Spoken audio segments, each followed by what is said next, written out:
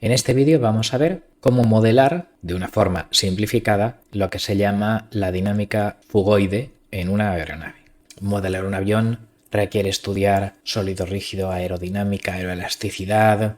Vamos, el cielo es el límite, valga la redundancia, y si le preguntamos a un físico o un aeronáutico, nos dirán que estudiemos 3 años de dinámica de vuelo y luego volvamos. Pero a veces pues hay modelos simples que permiten explicar algo de modo que básicamente entendamos las características principales, aunque sean aproximados. Entonces nuestro objetivo va a ser dar ecuaciones que permitan explicar este tipo de planeo, que va así más o menos en un ángulo de planeo constante, o este tipo de oscilaciones donde sube, baja rápido, pero luego se vuelve a orientar, vuelve a subir, vuelve a bajar. Y bueno, pues este tipo de movimientos se denominan fugoides en léxico aeronáutico y aproximar eso es el objetivo de este vídeo. Para ello, pues haremos ciertos balances de fuerzas en una aeronave, en concreto el empuje del motor, thrust, el arrastre, drag, las pérdidas por fricción, digamos, que hay que compensar con el motor, la sustentación, lift, de las alas y el peso de la aeronave. Entonces el balance de esas fuerzas nos dará lugar al modelo. Antes de verlo más en detalle, vamos a elegir sistema de coordenadas. En concreto, vamos a motivar que utilizaremos coordenadas intrínsecas. Cuando digo intrínsecas, es pues que el piloto de la aeronave, o si estamos haciendo un autopiloto para un dron o algo así, pues el giróscopo observará cambios en velocidad angular, si está cabeceando hacia arriba, hacia abajo, etc. Observará cambios en velocidad. Si estamos en un planeador, pues cuando vayamos acelerando, pues tenemos más ruido.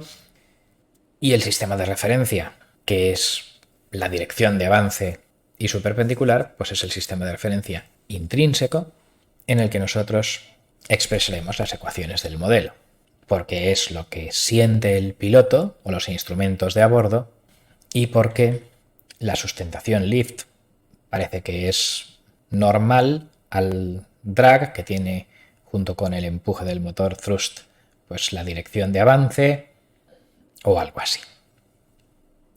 La elección de este sistema de coordenadas necesita hacer un par de puntualizaciones. Uno, que es un sistema no inercial, porque si se mueve con el avión habrá que poner cosas de Coriolis o algo así, o yo que sé, en sistemas de referencia que giren. Y luego el problema 2 es que estamos suponiendo que la dirección de movimiento y la dirección a donde apunta el avión son la misma. Pero realmente el avión está usualmente ligeramente inclinado en lo que se llama ángulo de ataque respecto a esa dirección del movimiento que llamaríamos airspeed, y lo puede estar mucho más en alguna maniobra agresiva, pero nosotros vamos a suponer que ese no es el caso, que estaremos haciendo maniobras suaves y que la raya azul y la raya roja de esta figura son prácticamente coincidentes o el ángulo que forman que sea siempre constante y por tanto no necesite considerar dos ángulos, el ángulo de la trayectoria del centro de la gravedad y el ángulo del avión, que es lo que modelos más complicados deben incorporar.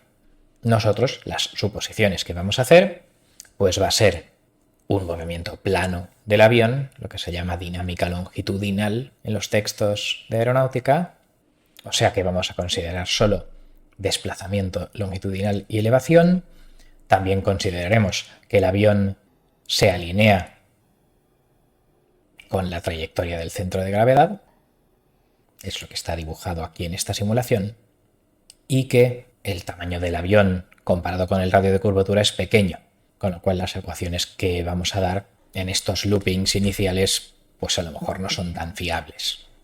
Pero bueno, esas son las suposiciones para esta aproximación de este modo fugoide, que se resumen básicamente en que solo vamos a considerar un punto, que el avión es ligero, que tiene un momento de inercia despreciable y que se alinea con la velocidad del aire como si fuera una veleta instantáneamente, y con esto derivaremos las fórmulas de Zhukovsky o Lanchester, que fueron, digamos, uno de los primeros resultados en el análisis matemático del vuelo de aeronaves. Y tampoco vamos a considerar que alerones, elevadores, etcétera, tal, me cambian a mitad de maniobra las características aerodinámicas. Bueno, pues con todas esas simplificaciones vamos allá con las ecuaciones del movimiento. Revisemos las ecuaciones en coordenadas intrínsecas. Hay otro vídeo con un enlace en la descripción que habla un poco más en detalle de todo este tema. Nosotros vamos a suponer que el vector velocidad es una cierta velocidad escalar lineal por un vector tangente que está orientado en un cierto ángulo θ respecto a la horizontal. La derivada del vector tangente pues será la velocidad angular por un vector girado 90 grados en sentido antihorario respecto al vector tangente, normal left. Y si yo derivo la velocidad, que es la derivada de este producto, pues entonces la regla de derivación del producto, utilizando esto de aquí, me da que el componente de la aceleración en dirección tangencial es la derivada de la velocidad lineal, digamos, del airspeed, de lo que mediría el velocímetro de un coche, y masa por esa aceleración tiene que ser igual a la fuerza en la dirección tangencial, en la dirección del movimiento del centro de gravedad, y por otro lado, la componente normal de la aceleración es el producto de velocidad lineal por velocidad angular, y por tanto, masa por aceleración igual a fuerza, y este es el balance de fuerzas en la dirección normal, y por tanto, lo único que nos queda para tener las ecuaciones que buscamos, pues es el ver precisamente estos balances de fuerzas en la aeronave. Y importante, no vamos a hacer balance de pares.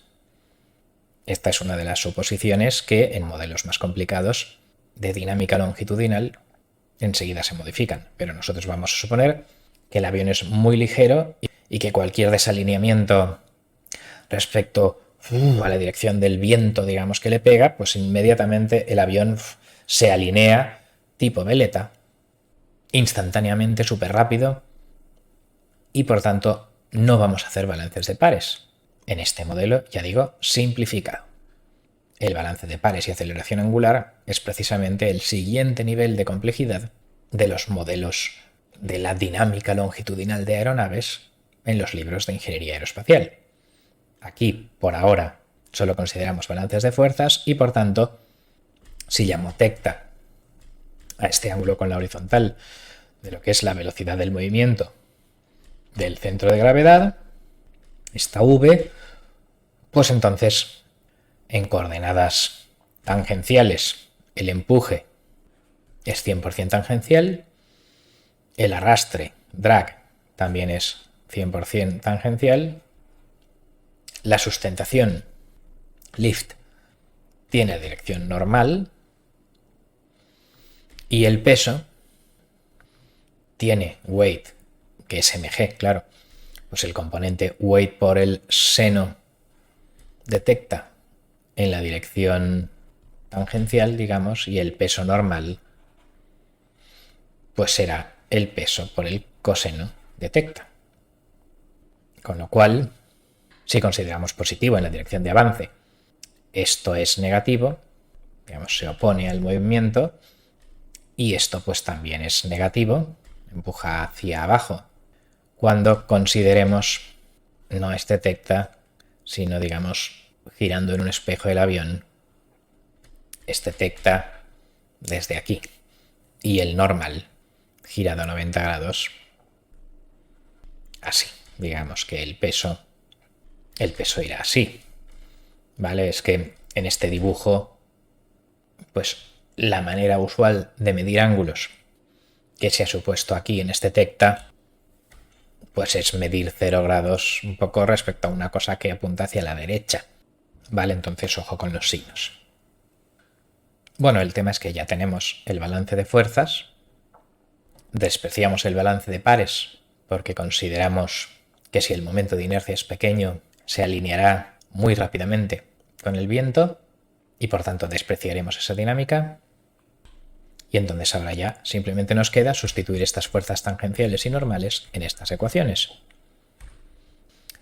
La derivada de la velocidad tangencial es fuerza tangencial entre masa y es pues el componente tangencial del peso, así, negativo, cuando tecta es positivo. El drag, la resistencia aerodinámica, también es tangencial y el empuje también es tangencial. Y la dinámica normal, dividiendo por masa, pues velocidad lineal por velocidad angular es igual a fuerza entre masa. Velocidad lineal por angular, pues esa fuerza entre masa, y la fuerza es pues el componente normal del peso, también hacia abajo con este criterio de signos, más el lift, digamos, la sustentación que estira del avión en la dirección normal. Con lo cual, estas serían las ecuaciones del modo fugoide que estábamos buscando.